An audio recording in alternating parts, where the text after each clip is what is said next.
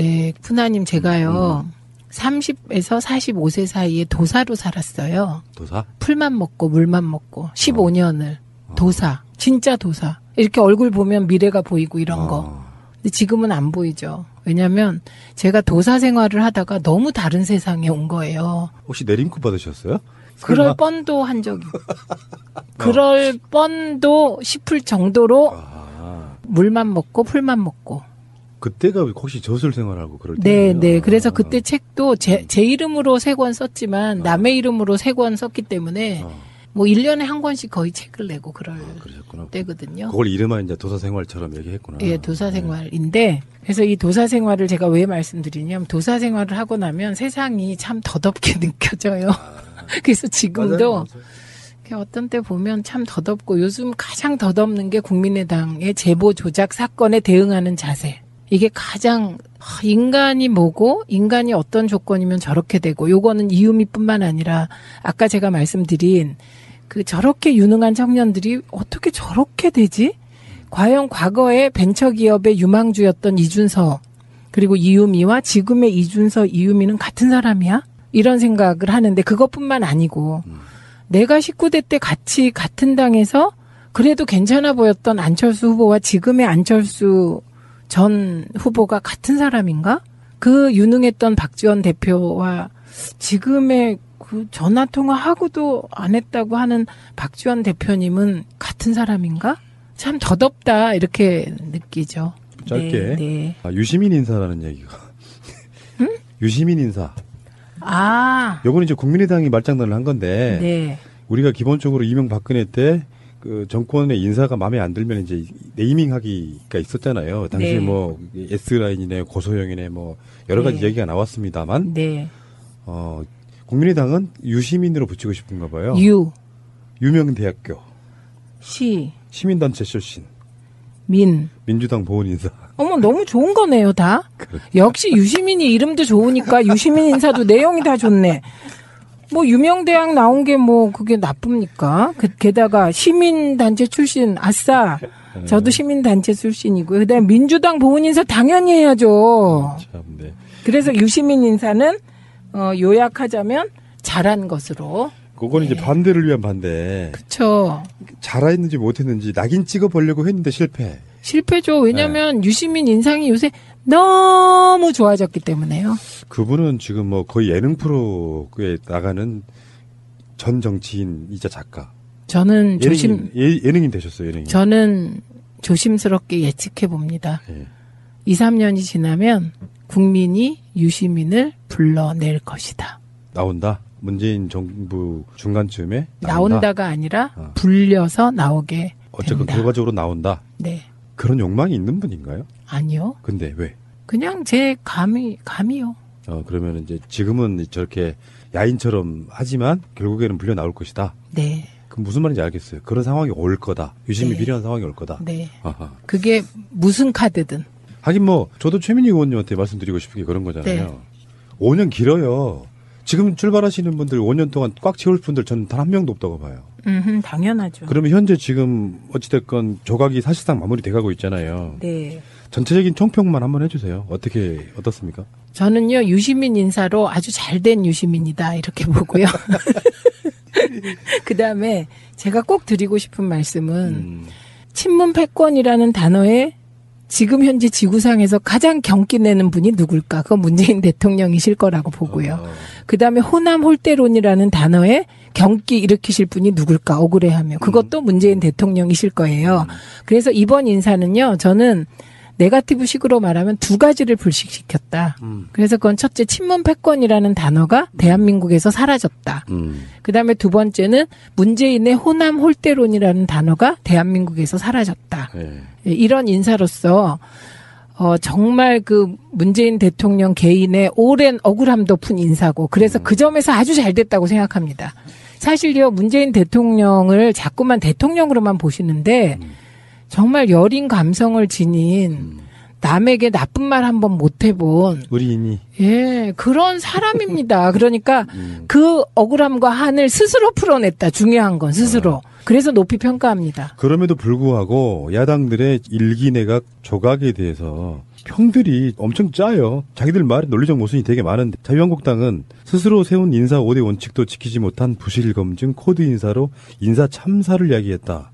문 대통령이 인사 참사에 대한 사과의 말 한마디 없이 또다시 캠프 보훈 인사를 단행한 오만과 독선으로 비춰질 수 있다는 점에서 유감을 표하지 않을 수 없다. 문장이 말이 되니 이게 지금? 문장도 안 되고요. 그리고 그 단어도 전부 저희 야당 때 저희한테 배운 거거든요. 예. 그 단어 참사라든지 예. 등등. 그런데 그게 이제 우리는 워낙 그런 말을 뜻을 정확히 알고 써서 우리가 하면 짝짝 붙었는데 앞뒤가 안 맞잖아요. 그리고 김유정 이분이 지금 유시민 만들어낸 사람이에요. 근데 그거 보세요. 유시민 인사 아우 아름다워요. 이분이 넥스맨이었단 말이에요. 국회 인사청문회는 참고용일 뿐이고 부실 후보자들의 임명을 강행하는 문재인 정권의 인사에 실망한 지 오래. 오늘 지명을 통해 끝까지 원칙은 무너지고 유시민 인사의 전형을 보여줬다. 근데 국회 인사청문회가 참고용일 뿐인 건 맞잖아요. 그리고요, 이거 법상으로 참고용이에요. 네. 그러면 국회에 내각 인사권을 두죠. 우리가 지금 대통령 중심제입니다. 그걸 잊어선 안 되고요. 그러니까 국회 인사청문회 결과를 존중하겠다는 말하고요. 대통령께서 그랬거든요. 후보 시절에 국회 인사청문회를 존중하겠다고. 그 말과 국회 인사청문회가 참고용이라는 말이 대립되는 말이 아니에요. 참고하면 그게 존중하는 겁니다. 네. 그리고 이제 가장 좀 빈정상하는 게 저쪽에서 이번에 또 뭐 코드 인사라고 뭐 하나 만들어내더라고요. 근데 코드 인사가 나빠요? 코드 인사하는 거예요. 그리고 여기에 제가 그런 이야기 있어요. 캠프 출신의 사람들 뭐 보훈 인사 자기들 같으면은 정권을 잡았는데 자기 정권을 만들려고 캠프에 들어와서 열심히 일하신 분들이 기본적으로 적격한 사람들이었으니까 캠프에 들어와서 일을 했을 거 아니에요. 당연하죠. 대통령의 국정 철학을 가장 잘 이해하는 사람이 캠프에 있던 사람들이고요. 선대위에 같이 하신 분들이고요. 그렇기 때문에 캠프와 선대위 중심으로 인사하는 게 당연하고요. 그리고 캠프 선대위의 50%가 민주당으로 채워졌잖아요. 그러니까 민주당 인사하는 게 당연하고요. 그건 보훈이 아니라 그냥 순리라고 하는 거예요. 자기들도 나중에 그랬을 거면서 심지어는 임기 끝나는 말에 자기 캠프에 있던 사람들 무슨 공공기관장으로도 엄청 임명해가지고 임기를 문재인 대통령 끝날 때쯤 끝나는 사람들이 얼마나 많습니까? 아니 뿐만 아니라 박근혜 대통령 인수위원장 하던 분을 국무총리로 처음에 지명했잖아요. 그런데 그분이 비리가 너무 많아서 낙마하셨어요. 그렇죠. 네. 결과적으로는 지금 현재는 타겟이 김상곤 후보자가 채택이 됐기 때문에 송영무 후보자와 조대우 후보자가 이제는 마지막 키일 것 같은데 문재인 대통령은 임명을 강행할까요? 아니면 한 명, 두 명이라도 낙마가 가능할까요? 그건 여당의 태도에 따라 다르다고 생각하는데요. 제가 송영무 내정자는 그 쭉 청문회를 봤어요. 그리고 그분이 얘기한 서민들이 모르는 세계가 있다. 그 말도 동의하게 됐어요. 왜냐하면 그분이 한 달에 한 3천만 원 정도 자문료를 받았다는 거 아닙니까? 제가 그 이전에 다른 사람들이 어땠나 보니까 자문료의 내용이 3천만 원 수준이 아니에요. 달에 1억. 그래서 이분은 상대적으로 그 서민들이 모르는 세계에서는 그나마 좀 그래도 좀 예의가 있는 분이었다. 그리고 그 서민들이 모르는 세계가 정말 있다. 예, 그런 생각을 하게 됐고요. 그래서 상대적으로 괜찮은 분이다. 그 세계 속에서 사람을 뽑아야 한다면. 갑자기 국방부 장관을요. 푸나님을 할 수는 없는 거잖아요. 제가 할 수 있는데. 어머 죄송해요. 대장 위에 있다는 병장 출신 아니겠습니까? 아 대위 출신? 이 실장도 할 수 있는 거? 아, 병장이 최고예요. 아. 대위는 한참 밑에 있는 대장 밑에 있고요. 대장 위에 병장이 있다니까요. 그리고 사실 문민 통제하는 게 맞아요. 그 맞는데 그 문민 통제로 넘어오는 과정에서 서민들이 모르는 세계를 이해해야 거기를 개혁할 수 있다. 이 논리의 일부를 저는 이해하게 됐습니다, 이번에. 오케이, 당연하죠, 당연하죠. 네. 그러니까 저는 의원님께 궁금한 게 네. 예를 들어서 지금 추경도 나와 있고 네. 문재인 대통령이 국민 지지율만 갖고 조대엽 네. 송영무를 임명 강행을 할 때 나오는 파장이 있을 네. 수 있잖아요. 그래서 못 이긴 척하고 한 명 정도는 본인이 직접 이렇게 임명 처리하는 게 아니라 후보자를 통해서 사퇴하게 하는 방식으로 갈 가능성이 있겠냐 없겠냐만 여쭤보는 겁니다. 아, 저는 추경을 딜하기 위해서 대통령께서 지명한 사람을 그런 그 우회적인 방식으로 그만두게 하는 일은 대통령은 안 하실 거라고 봅니다. 그런 스타일이 전혀 아니다. 예, 그런 스타일 아니시고요. 다만 청문회 과정에서 후보자가 못 버틴다. 그건 대통령께서 책임지실 일이 아니죠. 예. 근데 물러나는 것도요, 임명권자에 대한 결례가 될 수 있어서 어떤 시그널이나 사인이 오지 않는 한 쉽게 물러나기는 어려울 것 같은데. 그런데 그 시그널이나 사인이 청문회에서 그 제기된 의혹, 그리고 국민 여론과 동떨어져 있을 수가 없고요. 그 국민 여론을 형성하는 중요한 포인트의 하나가 여당의 태도입니다. 그래서 저는 상식선에서 해결되지 과거의 소위 정치 9단 10단이라고 하는 분들의 딜 방식으로 일을 하시진 않을 거다. 이 부분은 확신합니다. 저는. 오케이. 알겠습니다. 그러면 지금 짧게 하나만 더 언급만 할게요. 국정원에서 지금 만들었다는 적폐청산 TF. 여기서 지금 논두렁 시기의 이야기가 나와요. 네. 우리 같은 활동들을 정말 오래 했던 사람들한테 가장 분노스러운 사건 중에 하나. 네.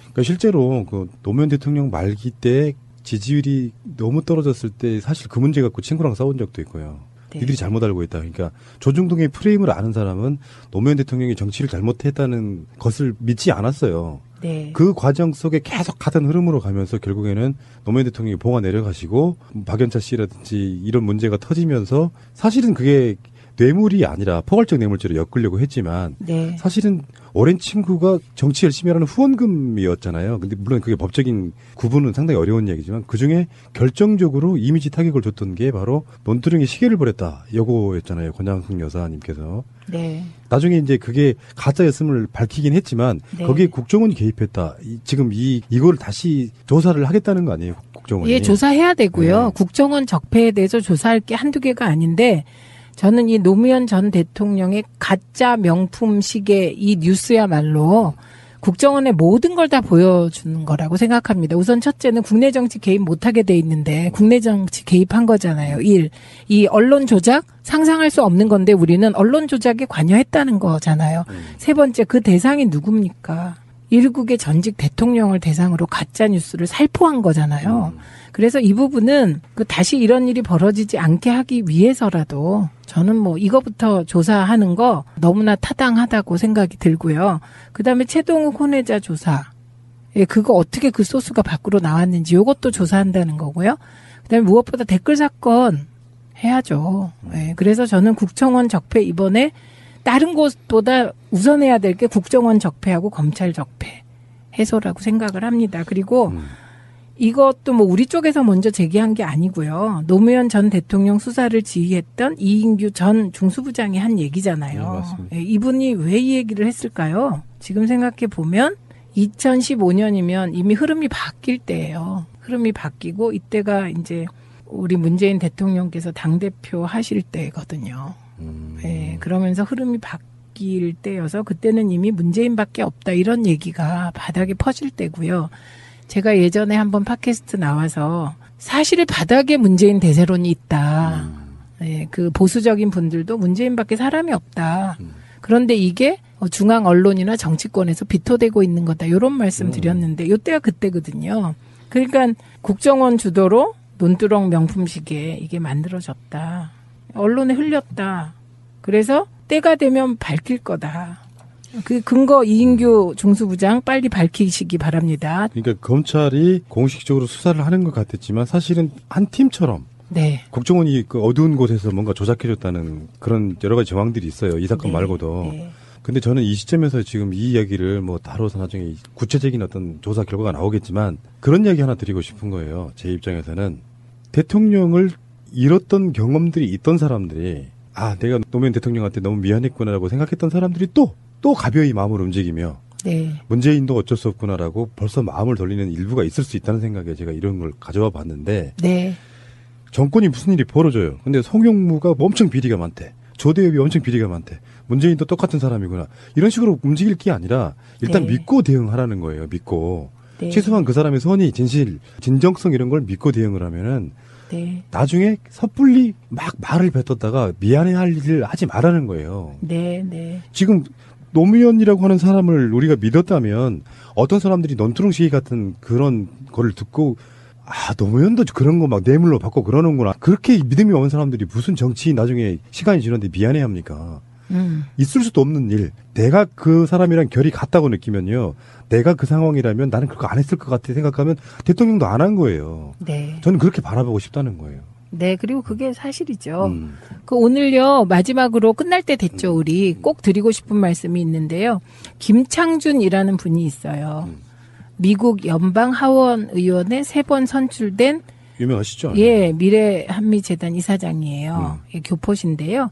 이분이 문재인 대통령과 도널드 트럼프 미국 대통령 간 정상회담을 긍정적으로 평가하면서 표현을 어떻게 했냐면요. 북핵 문제에 있어서 한국이 주도권을 갖겠다는 문재인 대통령의 말에 대해 트럼프 입장에선 뿅 같다 할 정도로 환영할 일이었다. 이분 되게 보수적이신 분인데. 네, 보수적인 분인데 이렇게 얘기했고요. 그래서 정상회담 성공의 이유도 아주 심리적으로 분석했는데 첫째는 문재인 대통령이 우선 인상도 좋고 얼굴 패권 통했다 이런 말이고요. 중요하구나. 예, 그다음에 모든 것을 항상 웃으면서 친절하게 얘기하는 거. 그게 크게 작용했고 그다음에 중요한 게 우리 대통령께서 사실은 디테일에 엄청 강하시거든요. 그런데 상대방이 한 번에 신임이 갈 수 있도록 말씀을 잘하셨다. 이렇게 평가했습니다. 그래서 이번에 정상회담은 제가 보기에는 큰 성공이다. 이렇게 얘기를 했고요. 결국은 얼굴 패권은 전 세계에 통하는군요. 하하하하. 네, 푸나님 제가요. 30에서 45세 사이에 도사로 살았어요. 도사? 풀만 먹고 물만 먹고 15년을 도사. 진짜 도사. 이렇게 얼굴 보면 미래가 보이고 이런 거. 근데 지금은 안 보이죠. 왜냐면 제가 도사 생활을 하다가 너무 다른 세상에 온 거예요. 혹시 내림구 받으셨어요? 그럴 뻔도 한 적이. 그럴 뻔도 싶을 정도로 물만 먹고 풀만 먹고. 그때가 혹시 저술 생활하고 그럴 네, 때요? 네. 그래서 그때 책도 제 이름으로 3권 썼지만 남의 이름으로 3권 썼기 때문에 뭐 1년에 한 권씩 거의 책을 내고 그럴 때거든요. 그걸 이름만 이제 도사 생활처럼 얘기했구나. 예, 도사 생활인데 그래서 이 도사 생활을 제가 왜 말씀드리냐면 도사 생활을 하고 나면 세상이 참 더덥게 느껴져요. 그래서 지금도 맞아요. 어떤 때 보면 참 더덥고 요즘 가장 더덥는 게 국민의당의 제보 조작 사건에 대응하는 자세. 이게 가장 인간이 뭐고 인간이 어떤 조건이면 저렇게 되고 요거는 이유미뿐만 아니라 아까 제가 말씀드린 그 저렇게 유능한 청년들이 어떻게 저렇게 되지?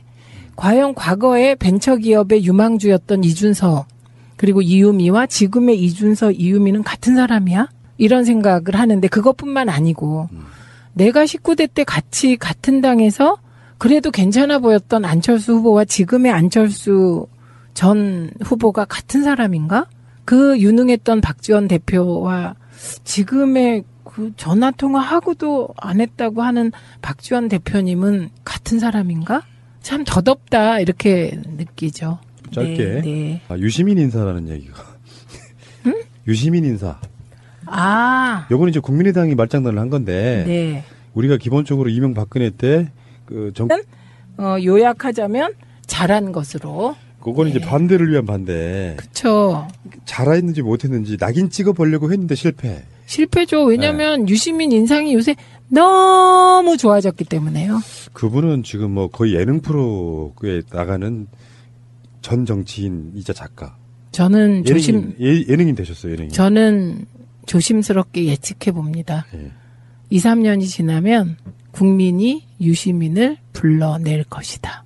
나온다? 문재인 정부 중간쯤에 나온다가 아니라 불려서 나오게 어쨌든 된다. 결과적으로 권의 인사가 마음에 안 들면 이제 네이밍하기가 있었잖아요. 당시 네. 뭐 S라인이네 고소영이네 뭐 여러 가지 네. 얘기가 나왔습니다만 네. 국민의당은 유시민으로 붙이고 싶은가 봐요. 유명대학교 시민단체 출신 민주당 보훈 인사. 어머 너무 좋은 거네요 다. 역시 유시민이 이름도 좋으니까 유시민 인사도 내용이 다 좋네. 뭐 유명대학 나온 게 뭐 그게 나쁩니까? 게다가 시민단체 출신 아싸. 저도 시민단체 출신이고요. 그다음에 민주당 보훈 인사 당연히 해야죠. 참, 네. 그래서 유시민 인사는